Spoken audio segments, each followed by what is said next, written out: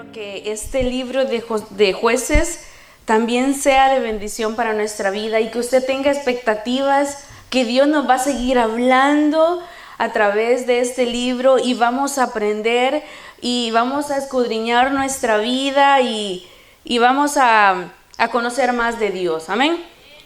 Ok, el tema del día de ahora, hermanos, pues se llama Introducción al libro de Jueces y vamos a ver el capítulo número 1. Es una bendición que podamos empezar con un nuevo libro que el Señor le ha puesto en el corazón del pastor, ¿verdad? Para que continuemos aprendiendo, como dicen ustedes, de la fidelidad, de la bondad del Señor para con su pueblo. Este libro de de Jueces, que lleva un nombre bastante apropiado porque el nombre de Jueces se refiere a los líderes que Dios ponía a su pueblo para poder preservarlos en contra de sus enemigos. Sabemos que ellos ya están en la tierra de Canaán, ¿verdad? Ya poseyeron la tierra, pero todavía habían tierras que ellos tenían que conquistarlas. Habían espacios de tierra que estaban habitados por otros pueblos que Dios ya les había dicho que los tenían que sacar, que no tenían que habitar con ellos porque la tierra era de ellos. Entonces todavía tenían un poco de tarea que hacer porque, como ustedes dicen, ya tuvieron un montón de batallas y el Señor les dio la victoria en cada una de ellas. Entonces, en este libro, hermanos, el tema de Jueces está como bien directo en lo que se refiere. El título en hebreos quiere decir libertadores o salvadores. Este libro habla desde la muerte de Josué hasta el primer profeta, que fue Samuel, y que también lo consideran uno de los jueces. Estos jueces fueron levantados por el Señor, aunque alguno de ellos creo que sí fue escogido por el pueblo, y fueron capacitados por el Espíritu de Dios para poder liberar al pueblo de alguna opresión.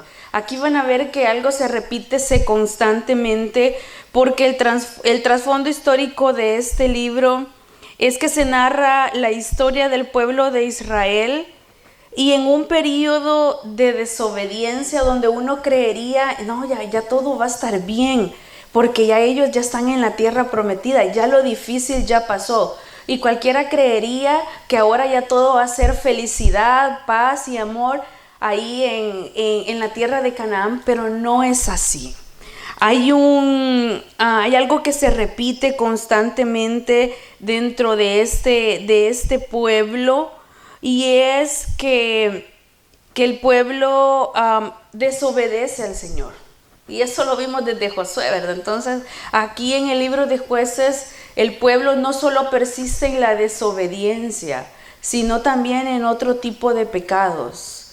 Entonces, es por eso que el Señor levanta a estos hombres para venir y ayudar a este pueblo a salir de la opresión que ellos tenían por los otros pueblos que habitaban todavía con ellos. El libro de Jueces nos relata el fracaso y la apostasía de un pueblo que provoca constantemente la disciplina del Señor. A gritos pedían la disciplina del Señor por no obedecerlo. En Josué experimentaron ellos bendiciones de parte de Dios porque lo obedecían, pero en el libro de Jueces ellos llegaron más allá de la desobediencia.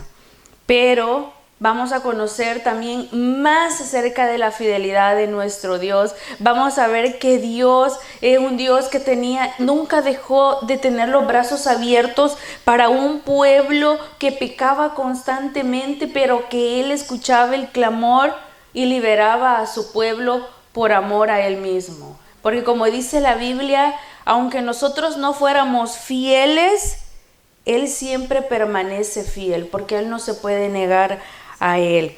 Entonces, vamos a aprender en este libro de la fidelidad de Dios, de la desobediencia de un pueblo que trae juicio.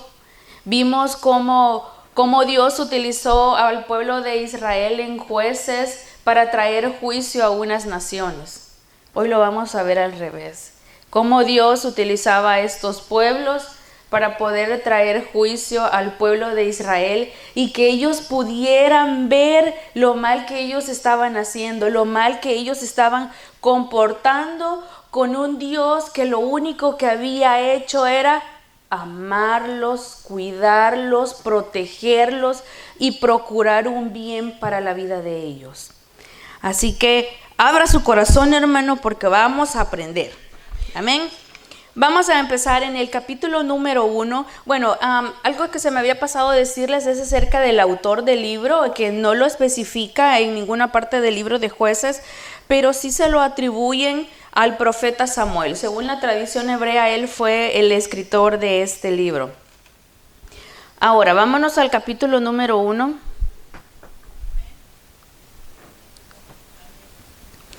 Ok, vamos a leer... En Jueces 1, yo me traje otra versión, hermanos. Yo me traje otra versión, yo me traje la nueva traducción viviente, creo que es esta. Y vamos a leer el capítulo 1 hasta el 2. No, vamos a leer hasta el 4. Amén. En el nombre del Padre, del Hijo y del Espíritu Santo. Después de la muerte de Josué, los israelitas le preguntaron al Señor: ¿cuál de las tribus debe ser la primera en atacar a los cananeos? El Señor contestó: Judá, porque yo le he dado la victoria sobre la tierra. Entonces los hombres de Judá les dijeron a sus parientes de la tribu de Simeón: vengan con nosotros a luchar contra los cananeos que viven en el territorio que se nos asignó. Después nosotros los ayudaremos a ustedes a conquistar su territorio. Así que los hombres de Simeón fueron con los de Judá. Cuando los hombres de Judá atacaron, el Señor les dio la victoria sobre los cananeos y los fereceos y mataron a 10,000 guerreros enemigos en la ciudad de Bezec. Sigamos leyendo. Mientras estaban en Bezec, se toparon con el rey Adoni-Bezec y lucharon contra él y derrotaron a los cananeos y a los fereceos. Adoni-Bezec escapó, pero los israelitas pronto lo capturaron y le cortaron los pulgares de las manos y los dedos gordos de los pies. Adoni-Bezec dijo: una vez yo tuve 70 reyes sin los pulgares de las manos y los dedos gordos de los pies, comiendo migajas debajo de mi mesa. Y ahora Dios me devolvió lo que les hice y se lo llevaron a Jerusalén, donde murió. Bien, en el versículo número 1 hay una aclaración ahí, y es que ya Josué ya no estaba con este pueblo, ya no tenían un líder.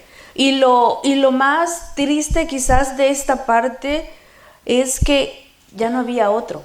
No era como cuando Moisés murió, quedó Josué. Pero cuando Josué murió, ya no se levantó otro líder como él que pudiera hacerle frente y que pudiera liderar a un pueblo difícil como el pueblo de Israel. Entonces ellos ya no tenían la ayuda ni la dirección de ningún líder físico, porque si ustedes leen, el Señor siempre estaba con el pueblo. El que ya no estaba era Josué, pero el Señor siempre seguía con su pueblo. Y el pueblo, en la tribu de Judá, que son a quienes le preguntaron al Señor que quiénes iban a atacar a los cananeos, y el Señor les contestó que iba a ir la tribu de Judá. Uno mira eso y uno dice: este pueblo está haciendo bien las cosas, porque yo veo que le están preguntando a Dios. Y eso es lo que tenemos que hacer, ¿verdad? Antes de ir a una batalla, a una guerra, usted primero se prepara con el Señor, habla con el Señor, pedimos dirección, y este pueblo lo estaba haciendo. Así que en el versículo número 1 parecía que era una buena señal, y el libro empieza bien, ¿verdad? Porque uno dice: está el pueblo empezando con el pie derecho, así como uno quiere empezar el año, ¿verdad? Que queremos empezar el año con el pie derecho, Entonces, parecería que el pueblo sigue en la búsqueda de Dios, que mantienen la relación cercana con Dios, que estaban cumpliendo lo prometido de los capítulos finales del libro de Josué, ¿verdad? Que en el libro de Josué, este pueblo casi que juraban que iban a seguir a Dios, que iban a servir a Dios. Y Josué les decía que los confrontaba y les decía, no se aparten de Dios. No nos vamos a apartar. Sigan sirviendo al Señor. Vamos a seguir sirviendo al Señor. No vayan en pos de otros dioses. No vamos. Parecería que ellos estaban cumpliendo eso, ¿verdad? Estaban dando una buena señal de que por fin ellos habían aprendido la lección de no ir a una batalla sin consultar con Dios primero. Eso aparece en el versículo número 1. En el versículo número 3, usted puede ver que a ellos se les ocurrió una estrategia. Este pueblo ya tenía experiencia en batallas, hermano. Este pueblo ya conocía de estrategias, no era un pueblo inexperto. Israel se había vuelto un experto en la batalla. Y ellos dicen que Judá le dijo a Simeón que fueran juntos a pelear. Hermano, Judá era la tribu de las más grandes. Era una tribu especial. Y aún así ellos pidieron ayuda con la tribu de Simeón para poder ir a pelear. Muchas batallas fueron diferentes porque tenían estrategias diferentes, ¿verdad? Usaban tácticas diferentes. Pues ahora ellos decidieron utilizar esta. No sé si lo hicieron por compañerismo, porque se querían apoyar, porque no sabían cómo iba a ser enfrentarse con estos cananeos. Así que por si acaso, mejor entre más, esto va a ser mejor, ¿verdad? Mejor que sobre y no que falte. Se llevaron a ellos de la... O no sabemos si fue porque tenían miedo. O no sabemos si fue porque como no estaba Josué, ahora cómo vamos a hacer. Entonces mejor que nos acompañen más personas. No lo especifica, hermanos, por qué fue que ellos decidieron aliarse, pero lo hicieron. Pero les fue bien. Les fue bien porque ahí en el versículo número 4 dice que derrotaron a 10,000 guerreros, no a 1, ni a 2, ni a 20, ni a 30, 10,000 guerreros. ¿Cómo lo hicieron? Porque pidieron la dirección de Dios. No tenían un líder. ¿Tuvieron una estrategia? Sí, tuvieron una estrategia también, pero mataron a 10,000 guerreros. Luego, si nos vamos al versículo número 6, hay algo que a mí me llama demasiado la atención y es la parte donde los israelitas hicieron esto de torturar al rey. ¿No se les hace a usted bien extraño? Porque el Señor dijo, obviamente, que eliminaran a las personas que estaban viviendo ahí, que eran de otros pueblos, pero y yo no vi que dijera tortúrenlos, ¿verdad? Pero aquí dice que les cortaron los dedos pulgares y los dedos gordos de los pies. ¿Qué pasa con Israel que está copiando tácticas de guerra del pueblo enemigo? Yo no creo que Dios les haya dicho hagan eso, ¿verdad? Pero ellos lo hicieron. Ellos lo hicieron. Acordémonos que ya no tienen un líder que les esté diciendo cómo hacer las cosas, sino que entre ellos están viendo cómo eliminaban a los otros pueblos que tenían en medio de ellos. Entonces, dice que ellos hicieron eso, y tomaron una práctica de tortura de un rey pagano. Ahora, si nos vamos al versículo número 8, es un paralelo del capítulo número 15, y lo sé porque yo hablé del capítulo número 15, así que me acuerdo. Me acuerdo de ese tema, porque en el versículo número 15, bueno, leímos hasta el 7, ¿verdad? Ok, en el versículo número 8 en adelante habla, dice, los hombres de Judá atacaron a Jerusalén y la tomaron, mataron a los habitantes, le prendieron fuego a la ciudad. Luego descendieron para combatir contra los cananeos que vivían en la zona montañosa. ¿Quién fue que se agarró la zona montañosa? Pues según el libro de Josué 15:14, fue la que escogió Caleb, ¿sí? No fue cualquier guerrero, ¿verdad? Fue Caleb el que pidió esa porción y el Señor se la dio a él. Y hay algo que a mí me llama la atención de esto, y es que en el versículo número 3 yo les dije, Judá se unió con Simeón. No sabemos si por temor, ¿verdad? No lo sabemos. Pero en este versículo, en estos versículos donde Caleb toma la porción de él no tenía temor. Él pidió esa porción. Estas son palabras de Caleb. Dice, así que dame la zona montañosa que el Señor me prometió. Tú recordarás que mientras explorábamos encontramos ahí a los descendientes de Anac, a los gigantes, que vivían en grandes ciudades amuralladas. Pero si el Señor está conmigo, yo los expulsaré de la tierra tal como el Señor dijo. Caleb no se andaba con cosas de temores, ¿verdad? Él mismo pidió que le dieran esas tierras. Él ya sabía que no había hombres de la estatura de él. Él sabía que se iba a ir a topar con gigantes, pero él quería esa tierra a pesar que iba a encontrar a los enemigos ahí. O sea, él era de los últimos guerreros valientes que se encontraban todavía aquí en el pueblo de Israel. Vemos cómo hay una seguridad en Caleb al decir las palabras: con la ayuda de Dios, yo los voy a poder desalojar. Yo voy a conquistar esa ciudad porque Dios ya lo ha prometido. Ahora, ya vimos entonces que el pueblo de Israel batallaba y ganaban, el Señor les daba la victoria, tenían guerreros valientes, hacían sus estrategias, seguían la voz de Dios, se unían con otros de otra tribu para poder batallar. Pero mi pregunta es, ¿qué pasó en el versículo número 19? Estamos en el capítulo número 1. No nos vamos a salir del capítulo número 1. Ahora quiero que vayamos al versículo número 19, porque hasta donde hemos leído que mataron a 10,000, que la zona montañosa era de Caleb, y Caleb derrotó a las fuerzas, derrotó a los gigantes que estaban ahí. Luego habla un poquito acerca de Otoniel, y luego en el 17 dice que Judá se unió con Simeón para luchar contra los cananeos.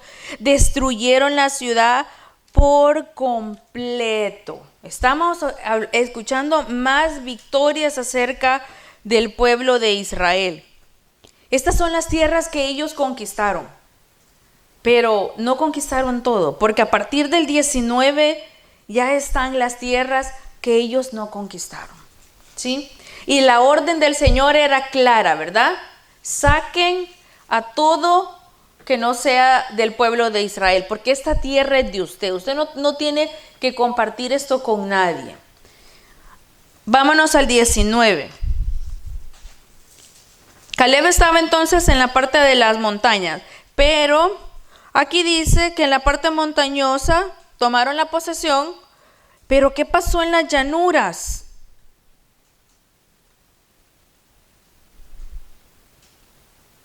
¿Qué pasó en las llanuras? No los pudieron expulsar. ¿Por qué? Hombre, tenían carros de hierro, dice ahí, ¿verdad? Carros de guerra, hechos de hierro. ¿Qué pasó en el versículo número 21, hermanos? ¿Qué pasó con la tribu de Benjamín? ¿Logró expulsar a los jebuseos, la tribu de Benjamín? No los expulsaron. Y en el 22, tal vez José nos da una buena noticia aquí, los de la tribu de José, que dice: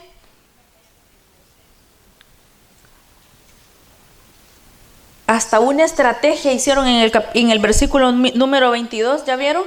Y esa estrategia no le parece conocida, de mandar unos espías, ¿verdad que sí? Esa era una copia, ¿verdad? La estrategia de mandar a estos espías. No le salió tan bien, hermanos, esta estrategia, porque en el versículo número 22, donde habla acerca de la tribu de José, que atacaron a la ciudad de Betel, ellos enviaron a espías. Y dice de que estos espías abordaron a un hombre que iba saliendo del poblado y que le pidieron que les enseñara dónde estaba la entrada, ¿verdad? Y vamos a tener compasión de ti. No, hombre, se la pusieron bien fácil, ¿verdad? No era como el caso de Rahab. No era de que este hombre les dijo, no, sí, es que el Dios de usted. No, ellos se dejaron llevar. No, si nos dices te perdonamos la vida, no tenían que andarle perdonando la vida a nadie. Claro, si se hubiera arrepentido, si hubiera sido el caso de Rahab, hubiera sido diferente. Pero este señor no, salió como Juan por su casa. Como le dijeron, no te vamos a hacer nada. ¿Qué hizo él? Bueno, aquí está la entrada y él se fue. ¿Y qué hizo? ¿Qué hizo? Más adelante dice lo que este hombre hizo. Dice en el versículo 26, dice, este hombre se trasladó a la tierra de los hititas. ¿Y qué hizo? Estableció una ciudad que la llamó Luz. A seguir pecando por allá, ¿verdad? A seguir haciendo la maldad por allá, a seguir engrandeciendo el pecado por allá. ¿Por qué? Porque no emplearon la estrategia como era. Entonces, no le salió bien. No le salió bien la estrategia a ellos porque dice, este nombre lo conservan hasta el día de hoy. José no pasó la prueba, ¿verdad? Vámonos al 27. ¿Qué me dicen de la tribu de Manasés? En el número 27, logró Manasés expulsar a la gente que vivía en Betzán, Tanak, Dor y Ibleam. No lo hicieron. Por ahí dice que tal vez los pusieron a trabajar como esclavos, pero les perdonaron la vida, ¿verdad? Y habitaron con ellos. Y la tribu de Efraín, ¿qué nos dice la tribu de Efraín? Tampoco, ¿verdad? Dice, los cananeos siguieron viviendo ahí en medio de la tribu de Efraín. Y la tribu de Zabulón en la 30, en el versículo 30 habla de Zabulón, no logró expulsar. En el 31, la tribu de Aser, tampoco. En el 33, la tribu de Neftalí, no, hombre, hasta controlaban la tierra. Los cananeos, imagínense, salieron más campeones, ¿verdad? En el 33, ¿qué dicen? No, se estableció entre los cananeos quienes controlaban la tierra. O sea que ahí controlaban los cananeos. Ahí los que estaban invadiendo y los que estaban de visita eran los de Neftalí. En el versículo 34, la tribu de Dan. Dice, los amorreos los obligaron a retirarse de la zona a la zona montañosa, porque las llanuras ellos estaban apropiando, porque estaban decididos a quedarse en el monte, pero cuando los descendientes de José aumentaron, los obligaron a trabajar como esclavos. No cumplieron con la voluntad del Señor. No obedecieron a las palabras del Señor. ¿Por qué dejaron de obedecer al mandato de expulsar a los otros pueblos si ellos ya estaban en un tiempo de avanzar? Ya tenían una tierra. Ahora ya la preocupación de ellos era agradar al Señor, que había procurado tanto bien para ellos, que les había dado una tierra y que los había cuidado. Pero no lo hicieron, no le dieron prioridad a lo más importante, que era obedecer al Señor.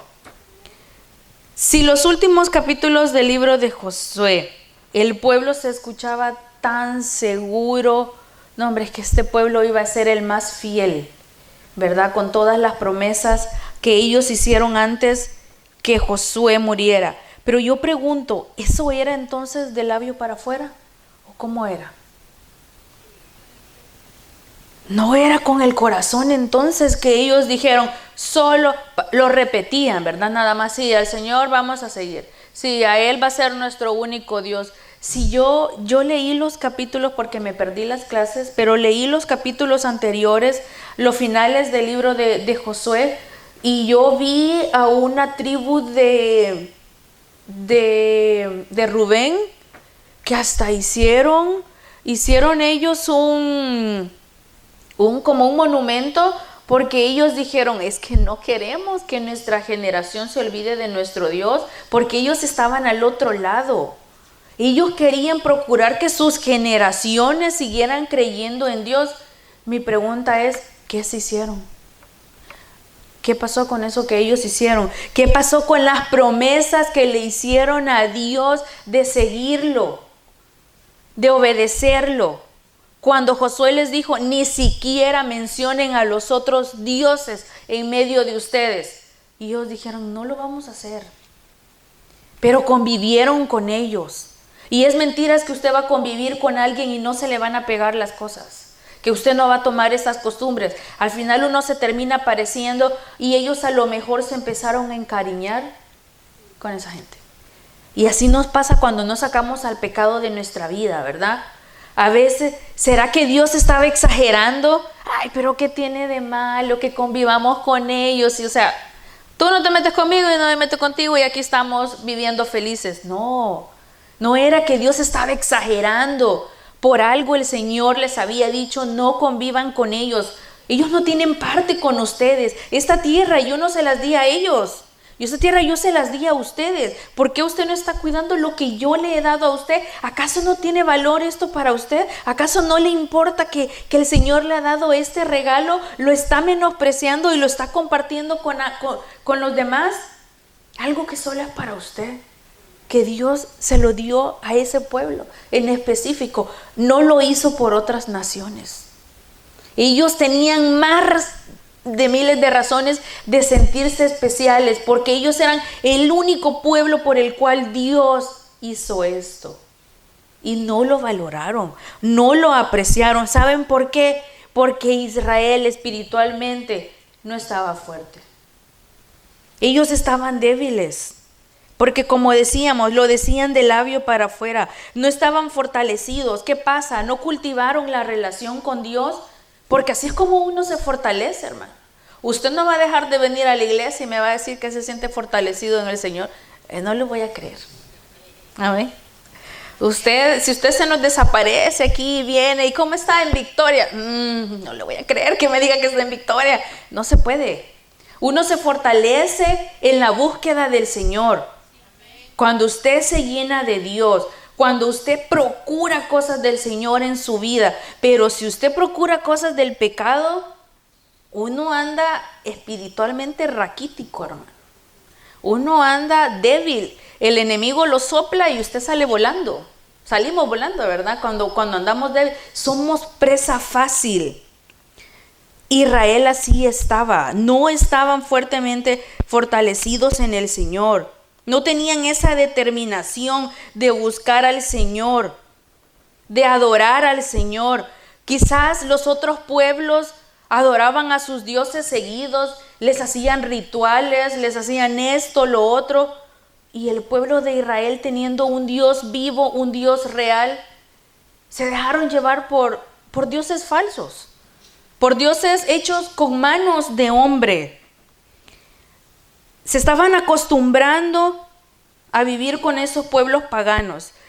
En el versículo, en el libro de Josué, que no anoté el capítulo, pero sé que estaba en las últimas de Josué.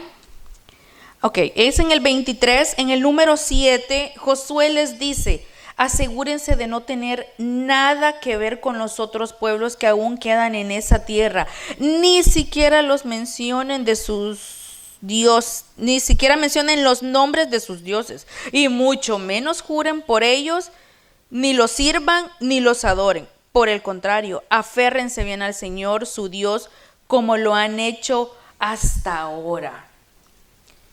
O sea que sí lo habían hecho. En algún momento Israel lo hizo, pero dejaron de hacerlo porque perdieron el enfoque, Perdieron la visión que Dios les había dado y no obedecieron a la voz del Señor. Israel estaba cayendo en una muerte espiritual, hermanos. ¿Será que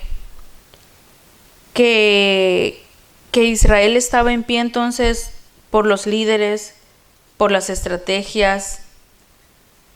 No eran las estrategias, hermanos.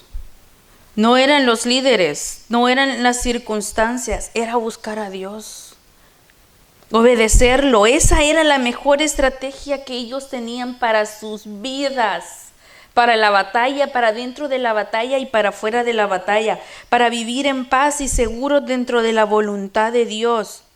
Esa era la estrategia que ellos debían de tomar.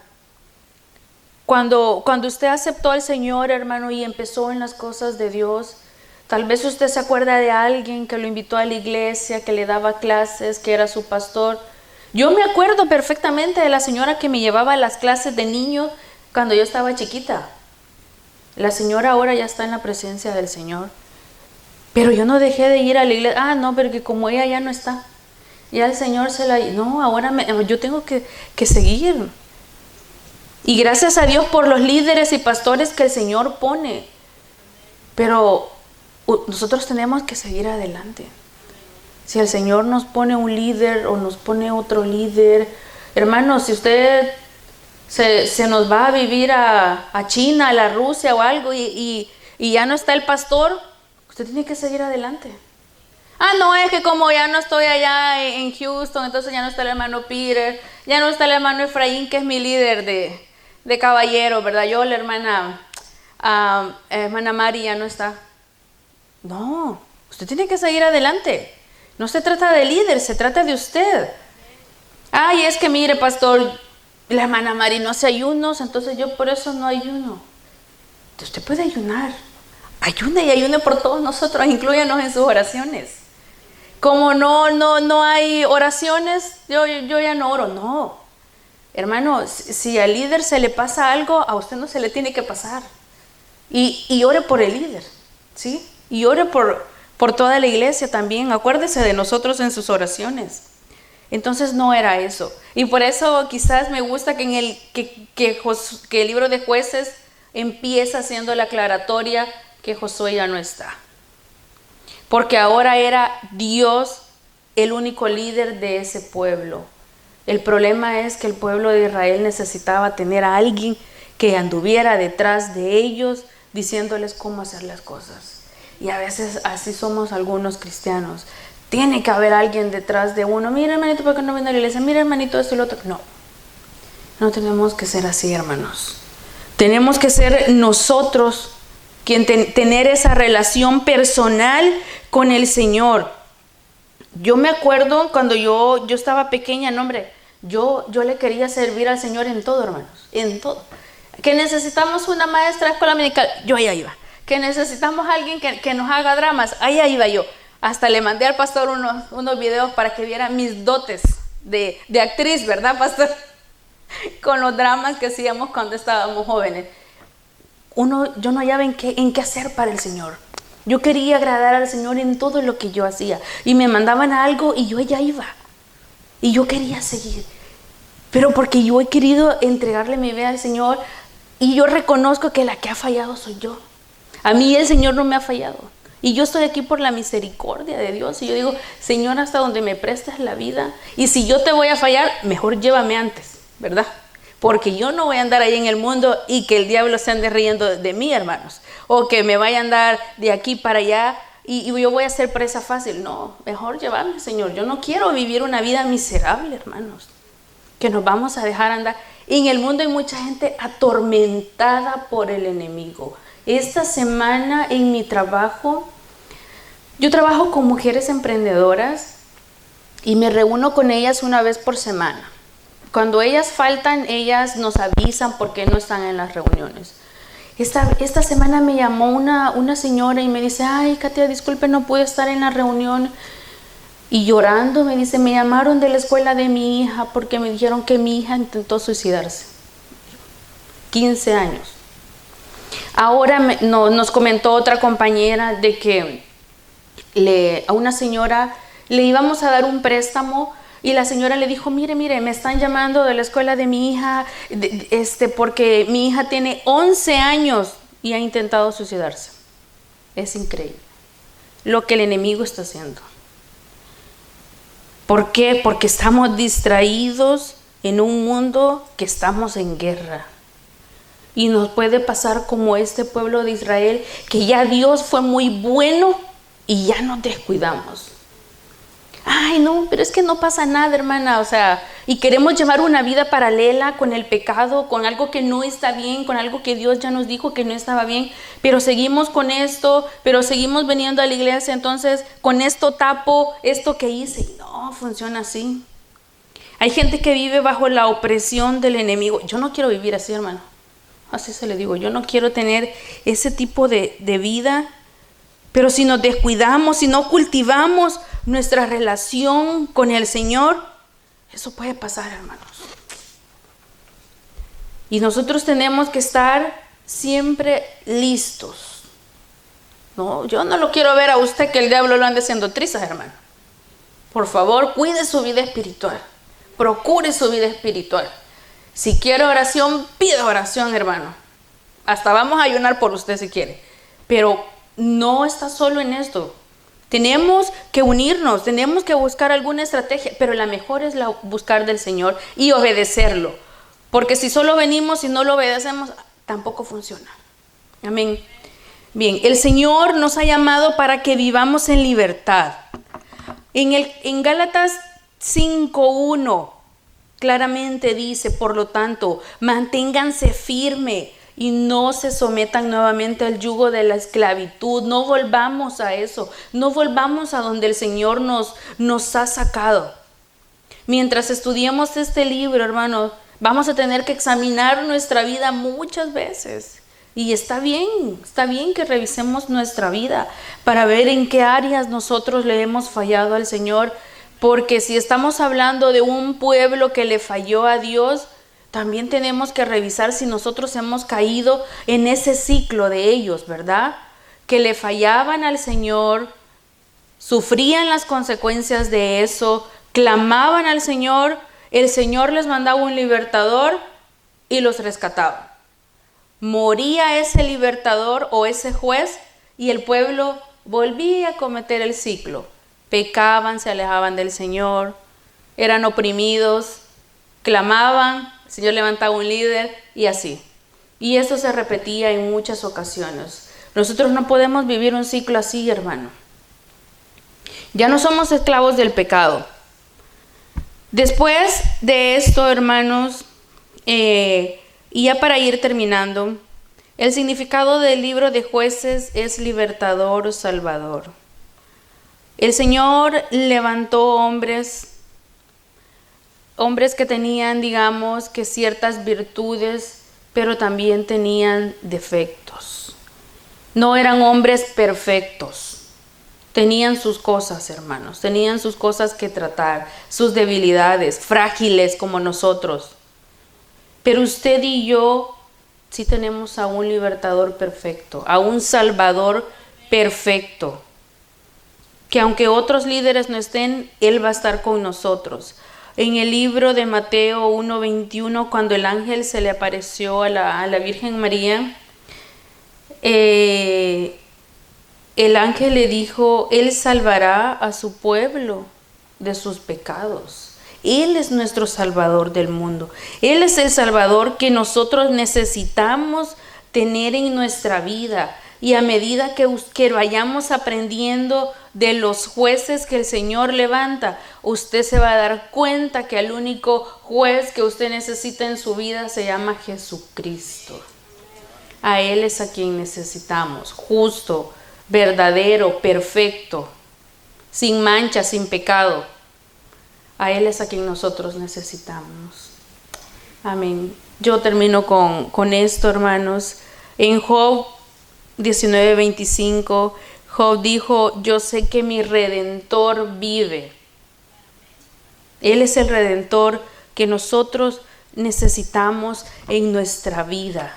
Pero ¿qué tenemos que hacer nosotros? Buscar a Dios con todo el corazón, hermanos. obedecer al Señor, pedir la dirección del Señor. Es todo lo que necesitamos. Amén. Vamos a orar, hermanos, para despedirnos. Ay, gracias te damos, Señor.